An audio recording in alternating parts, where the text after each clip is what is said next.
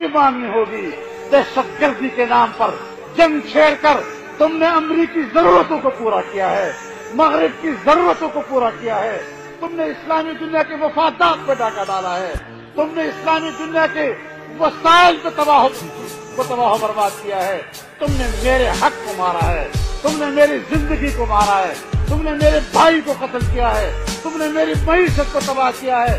میں آج آپ سے پوچھنے کا حق رکھتا ہوں کہ میرے مسلمان کو کیوں مارا, میری امت کو کیوں مارا, میرے مذہب کو تباہ کیوں کیا, میرے اسلام کو انتہا پسند کیوں کہا, میرے اسلام کو دہشت گرد کیوں کہا, میرے اسلام کو انتہا پسند کیوں کہہ دیا آپ نے.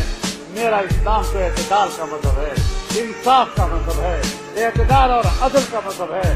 تم نے کیوں بدنام کیا میرے مذہب کو, اور کیوں تم نے اس میں بین الاقوامی سازش کا حصہ بنے, اس نیٹ ورک کا حصہ بنے. ہم انشاءاللہ کل بھی حق پر تھے, ہم آج بھی حق پر ہیں, اور دنیا بھر کے ہمارے حکمرانوں کے مقابلے میں ہمارا موقف کل بھی صحیح تھا, آج بھی صحیح ہے.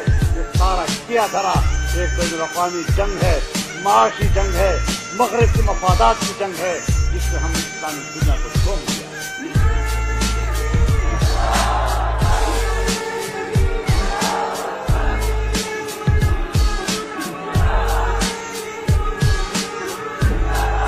تمام تہذیب و تمدن تباہ شد, تمام اخلاق برباد شد, تمام نوجوان آغا بیدار شد.